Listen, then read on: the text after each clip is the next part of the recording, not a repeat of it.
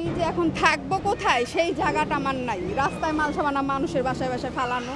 দর্শক, আপনাদেরকে দেখানোর চেষ্টা করছি এই মুহূর্তে মোহাম্মদপুরে যে কাটাসুর খাল রয়েছে, খালের উপর যে অবৈধ স্থাপনা রয়েছে সেটির উচ্ছেদ অভিযান চলছে এবং এই চিত্রটি আপনাদেরকে দেখানোর চেষ্টা করছি। মূলত এখন যে বাড়িটিকে ভাঙা হচ্ছে এই বাড়িটি কাটাসুর খালের উপর নির্মিত বলে বলেছেন ঢাকা উত্তর সিটি কর্পোরেশন এবং তারা আজকে কিন্তু একটি উচ্ছেদ অভিযান করছে এবং সেই চিত্র আপনাদেরকে দেখানোর চেষ্টা করছি। একটি দ্বিতল বিশিষ্ট বাড়ি এই মুহূর্তে কিন্তু ভেঙে দেওয়া হচ্ছে এবং এই বাড়িটির পাশাপাশি আরও বেশ কয়েকটি বাড়ি কিন্তু এরকম রয়েছে যেগুলো কাটাসুর খালের উপর নির্মিত।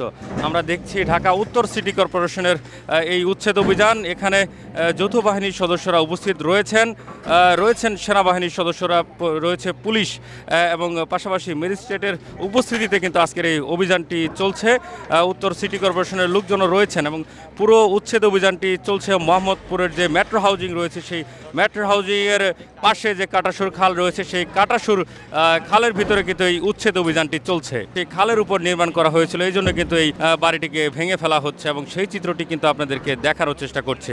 আজকে সকাল 10টা থেকে কিন্তু এই উচ্ছেদ অভিযানটি চলমান রয়েছে। গত 3 দিন আগে কিন্তু এখানে নোটিশ দেওয়া হয়েছিল যে অবৈধ খালের উপর যারা তাদের নির্মাণ কাজ করেছিলেন বা বিভিন্নভাবে যারা দখল করেছিলেন সেই দখলদারি ছেড়ে দিয়ে পুরো এই খালটিকে উন্মুক্ত করে দেওয়ার জন্য নোটিশ দেওয়া হয়েছিল। কিন্তু এই নোটিশের পরেও কিন্তু আজকে এসে দেখা গিয়েছে যে কেউ কিন্তু আসলে বাড়ি ছাড়েনি এবং তাদের এই জায়গা কিন্তু কেউ ছেড়ে যায়নি। তো এই জন্য একটু বিলম্ব হলেও পরবর্তী সময় আমরা দেখেছি এখানে যৌথ বাহিনীর সদস্যরা উপস্থিত হয়েছেন এবং অবশেষে এখন বেলা প্রায় 12টা বাজে, এখন কিন্তু উচ্ছেদ অভিযান জোরালোভাবে চলছে এবং সেই চিত্রটি কিন্তু আপনাদেরকে দেখানোর চেষ্টা করছি। মূলত মোহাম্মদপুরে যে কাটাসুর খাল রয়েছে সেই খালের উপর যে অবৈধ স্থাপনাগুলো ছিল সেগুলো কিন্তু এখন উচ্ছেদ করা হচ্ছে। আমরা দেখছি যে বিল্ডিংয়ের উপরে যে একটি পানির ট্যাঙ্ক ছিল সেই ট্যাঙ্ক কিন্তু ইতিমধ্যেই পড়ে গেছে, সেটিকেও কিন্তু ভেঙে খালের ভিতর ফেলে দেওয়া হলো।